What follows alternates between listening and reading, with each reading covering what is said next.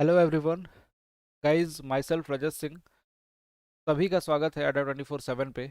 और आज इस वीडियो में मैं बात करने वाला हूँ एसएससी जेई एग्जामिनेशन की। ये वीडियो उन सभी एस्पिरेंट्स के लिए हेल्पफुल होने वाली है जो बच्चे एसएससी जेई एग्जामिनेशन की प्रिपरेशन कर रहे हैं या फिर फ्यूचर में देना चाहते हैं। सारी की सारी इन्फॉर्मेशन प्रोवाइड कराऊंगा, starting from the form filling से लेके eligibility condition, age criteria, number of departments, posting, everything. सारी की सारी डिटेल्स आपको इस वीडियो में मिल जाएंगी। तो स्टार्ट करते हैं गाइज। देखिए, जैसे कि स्टाफ सिलेक्शन कमीशन जेई की रिक्रूटमेंट करता है, जिसमें आपके सिविल, मैकेनिकल और इलेक्ट्रिकल तीनों पोस्ट पे रिक्रूटमेंट की जाती है। यहाँ पे देख सकते हैं आप लोग। साथ साथ में quantity surveying and contract basis पे भी रिक्रूटमेंट होता है। तो यहाँ पे मेनली जो बच्चे प्रिपेयर करते हैं सिविल, मैकेनिकल, इलेक्ट्रिकल के जूनियर इंजीनियर की पोस्ट के लिए यहाँ पे रिक्रूटमेंट होती है। लगभग हर साल यहाँ पे नोटिफिकेशन देखने को मिलते हैं। 2021 में नोटिफिकेशन जो है नहीं आया ड्यू टू सम रीज़न, जो 2022 में अभी नोटिफिकेशन आपके सामने देखने को मिल रहे हैं। कौन कौन से ऑर्गेनाइजेशन इसके थ्रू रिक्रूट किए जाते हैं, यहाँ पे आपको लिस्ट दिखाई दे रही है, जिसमें एक बीआरओ है, बॉर्डर रोड ऑर्गेनाइजेशन। सीपीडब्ल्यूडी आप जानते ही हैं, सेंट्रल पब्लिक वर्क डिपार्टमेंट। इसी तरीके से आपके पास CWPRS, central water commission. Naval में directorate of quality assurance, Farakka barrage project. कभी कभार इसमें वैकेंसीज आती है, कभी नहीं आती है। MES military engineering services, one of the reputed job है ये। और साथ साथ में लास्ट में NTRO। तो इसके अलावा भी कुछ डिपार्टमेंट हैं जो इसके थ्रू फिलिंग करते हैं अपनी वैकेंसीज की। तो यहाँ पे ये डिपार्टमेंट्स हैं जिसकी वैकेंसीज एसएससी जेई में आपको देखने को मिलती है। आगे बढ़ते हैं एलिजिबिलिटी क्राइटेरिया पे। तो एलिजिबिलिटी क्राइटेरिया यहाँ पे बीटेक वाले स्टूडेंट और डिप्लोमा वाले स्टूडेंट, वो स्टूडेंट जो पास आउट स्टूडेंट हैं, जो एग्ज़ाम पास कर चुके हैं, अपने कॉलेज से निकल चुके हैं, उनके पास डिग्री आ चुकी है, वो बच्चे यहाँ पे फॉर्म को फिल कर सकते हैं। और नीचे एक लाइन यहाँ पे लिखा हुआ है, all the candidate who are called for document verification will be required to produce the relevant certificate in original such as marksheet, provisional degree, diploma certificate as a proof of acquiring the minimum qualification. आपके पास minimum qualification है, इसको proof करने के लिए कई बार final year वाले student confusion में रहते हैं कि सर हम एलिजिबल हैं कि नहीं। देखो बेटा, यहाँ पे साफ साफ जो नोटिफिकेशन आते हैं एसएससी के, जनरली इस बार तो अभी नोटिफिकेशन बहुत डिले होके आया है। जनरली जो नोटिफिकेशन आते हैं उनके एग्जामिनेशन जो होते हैं वो मार्च में होते हैं। इस बार आपका नवंबर में एग्जामिनेशन हो रहा है। लेकिन जो मार्च में एग्जामिनेशन होते हैं उनकी जो यहाँ पे डेट लिखी रहती है ना, वहाँ पे लिखा रहता है 1 तारीख, 1 जनवरी। 1 जनवरी तक आपके पास वो सारे के सारे सर्टिफिकेट वगैरह, क्वालिफिकेशन सर्टिफिकेट होने चाहिए। इस बार सिनेरियो थोड़ा सा अलग है, यहाँ पे डेट यहाँ पे दूसरी मेंशन आएगी। लेकिन उस डेट तक अगर आपके पास आपके जो भी हैं, डिग्री है या डिप्लोमा है, आपके सर्टिफिकेट हैं आपके हाथ में, आप पास आउट कर चुके हो, चाहे प्रोविजनल हो, तो आप एलिजिबल होगे 100%। अदरवाइज आप एलिजिबल नहीं हो। बात करते हैं एज के क्राइटेरिया की। तो देखिए, यहाँ पे एज का क्राइटेरिया डिफरेंट डिफरेंट डिपार्टमेंट अपना अलग अलग एज का क्राइटेरिया दे चुके हैं। लेकिन जो जनरल के लिए एज की लिमिट है, यहाँ पे आपको देख सकते हो 30 साल की एज की लिमिट अधिकतर डिपार्टमेंट के लिए 30 ईयर्स है। केवल दो डिपार्टमेंट ऐसे हैं, एक तो है CPWD, central public work department, जो 32 साल तक अलाउ करता है जनरल को। और दूसरा है CWC, सेंट्रल वाटर कमीशन। दोनों ही टॉप के हैं, दोनों ही टॉप लेवल के ऑर्गेनाइजेशन है। जो बच्चे काफ़ी प्रेफरेंस जब भरते हैं तो MES, देखिए 3 4 प्रेफरेंस सबसे टॉप पे डालते हैं बच्चे, MES, CPWD और यहाँ पे CWC। तो ये टॉप प्रेफरेंस वाले में से दो जो हैं, जिनमें 32 साल तक आपका एज का क्राइटेरिया है जनरल के लिए। और बाकी एज का रिलैक्सेशन भी आपको मिलता है, जो भी कैटेगरी वाइज जैसा मिलता है हर डिपार्टमेंट में, हर वैकेंसीज में, उस तरीके से है रिलैक्सेशन। राइट। बात करें एक बहुत इंपॉर्टेंट बात, यहाँ पे BRO की जो रिक्रूटमेंट होती है ना, बॉर्डर रोड ऑर्गेनाइजेशन, वहाँ का कल्चर कुछ ऐसा है कि वहाँ पे केवल और केवल बॉयज़ को ही अलाउ किया जाता है, ओनली मेल कैंडिडेट।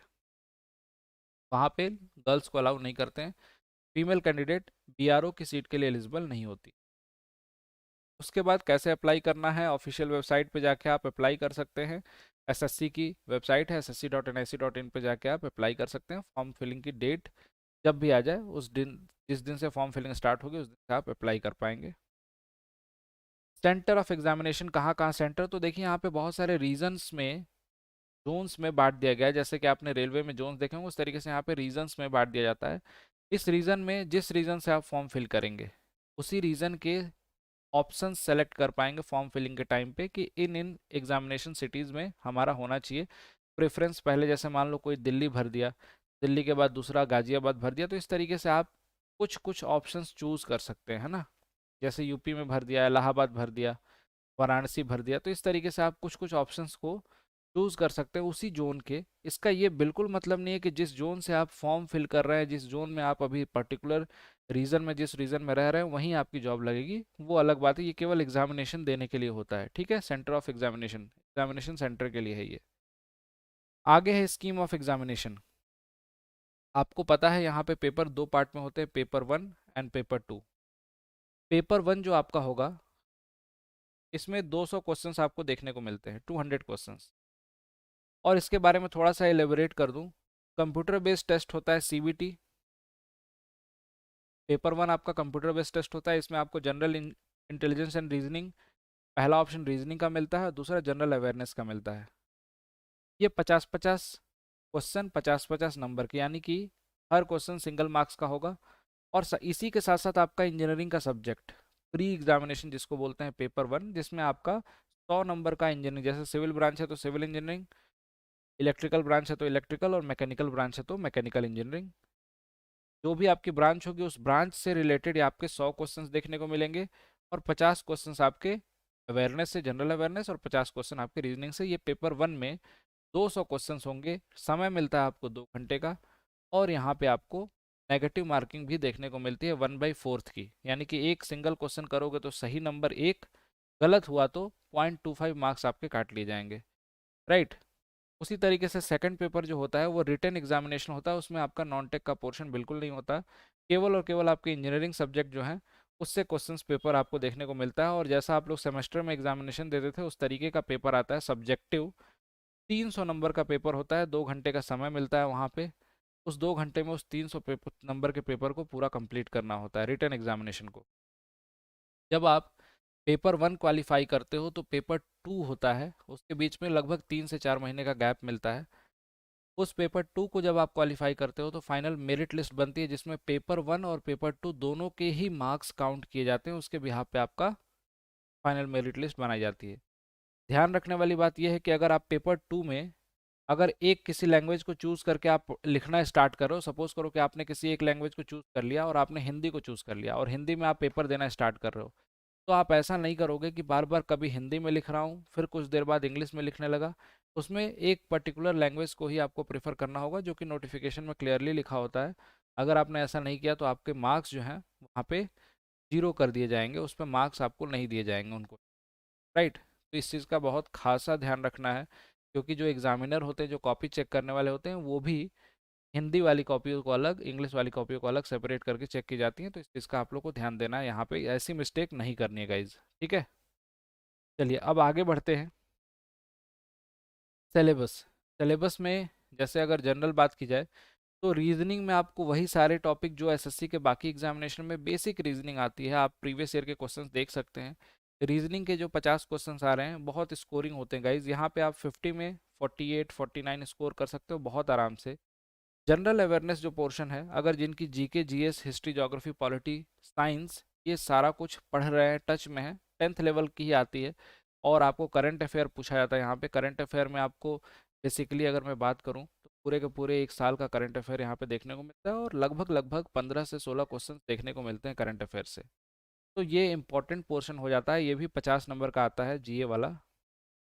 और आपका जो सब्जेक्ट है, ऑब्वियस सी बात है कि सिविल या मैकेनिकल या इलेक्ट्रिकल, इन सब्जेक्ट को तो आप काफ़ी अच्छे से पढ़ते ही होगे, अच्छा खासा वेटेज होता है इन सब्जेक्ट का भी। और 100 नंबर के क्वेश्चंस टोटल आपके कोर सब्जेक्ट से आ रहे हैं, तो इसका हद तो बहुत ज़्यादा होता है। आप स्कोर कहाँ से कर सकते हो? स्कोर रीजनिंग से कर सकते हो, यहाँ से कर सकते हो, अपने टेक्निकल सब्जेक्ट से कर सकते हो, और साथ साथ में अगर आपकी नॉन टेक स्ट्रांग है तो बहुत अच्छा स्कोर कर सकते हो। जनरली जो इन एग्जामिनेशन की कट ऑफ होती है, सिविल की बात करूँ तो सिविल की लगभग 120, 125, 127, 200 में से प्री एग्जामिनेशन की जाती है। और इलेक्ट्रिकल और मैकेनिकल में चूंकि वैकेंसीज रिलेटिवली थोड़ी सी कम होती हैं, इसलिए यहाँ पे 140 से 150 के बीच में कट ऑफ जाती है। पेपर पे भी डिपेंड करता है, पेपर का जो पैटर्न होता है सिविल में मोर और less theoretical questions, practical questions ज़्यादा होते हैं, दैट्स वाई कट ऑफ कम हो जाती है। तो गाइज इस पर्टिकुलर एग्जामिनेशन को जिनका भी ड्रीम है, जिन्होंने सोचा है कि हाँ, मैं इंजीनियरिंग किया हूँ या मैंने डिप्लोमा करा है, मुझे एग्जामिनेशन देना चाहिए, ज़रूर दीजिए। मेहनत करेंगे, सिलेक्शन ज़रूर मिलेगा। मेहनत बहुत सिस्टमेटिक होनी चाहिए। आप सभी के लिए इंजीनियर्स अड्डा पे डेली क्लासेस भी चल रही हैं यूट्यूब प्लेटफॉर्म पे। इंजीनियर्स अड्डा पे आप आके जुड़ सकते हैं डेली। सारे टीचर्स आपके टेक्निकल के सब्जेक्ट, नॉन टेक्निकल के सब्जेक्ट सब कुछ पढ़ा रहे हैं। आप उन क्लासेस को देखिए, वहाँ से सीखिए। जो भी आपको इम्प्लीमेंट करना है, अगर आपको लगता है कि आपके कंसेप्ट थोड़े बहुत वीक हैं, कंसेप्ट सीखना है, तो कंसेप्ट के लिए आप पेड क्लासेस भी अवेलेबल हैं, उनको भी ज्वाइन कर सकते हो। नए बैचेस भी स्टार्ट हो रहे हैं, उसके बारे में भी मैं आपको इन्फॉर्म कर देता हूँ। साथ साथ में आज की ये वीडियो कैसी लगी, सारी की सारी इन्फॉर्मेशन कैसी लगी, अगर अच्छी लगी है तो ज़रूर चैनल को सब्सक्राइब कीजिए गाइज। और हमारे साथ जुड़िए इंजीनियर्स अड्डा पे। डेली सुबह से लेकर शाम तक पूरी की पूरी प्रॉपर क्लासेस आपको मिलती हैं। प्रैक्टिस सेशन मिलते हैं, प्रीवियस ईयर के क्वेश्चंस मिलते हैं, उनको आप प्रैक्टिस कीजिए। आप रियलाइज़ करेंगे कि क्वेश्चंस का लेवल बहुत ज़्यादा टफ नहीं है।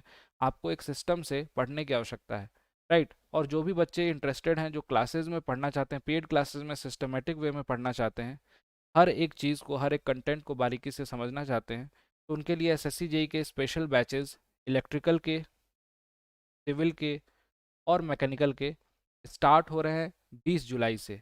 20 जुलाई से देखिए इलेक्ट्रिकल का स्टार्ट हो रहा है, सिविल का भी 20 जुलाई से स्टार्ट हो रहा है और मैकेनिकल का 18 जुलाई से स्टार्ट हो रहा है।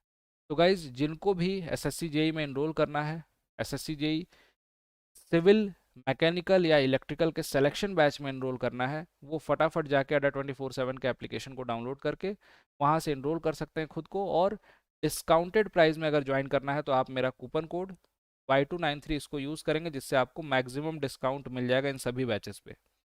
बहुत ही मिनिमम प्राइस में ये बैचेस आपको अवेलेबल हो जाएंगे जैसे ही आप इस कूपन कोड को अप्लाई करेंगे Y293 पेमेंट के पहले। तो आपको ये लगभग 2400 या 2500 में आपको पूरा टेक्निकल पोर्शन, पूरा नॉन टेक पोर्शन, पूरी की पूरी क्लासेस आपको इसमें मिल जाएंगी। Thank you so much guys, मिलते हैं आपसे नेक्स्ट वीडियो में। Bye bye, take care.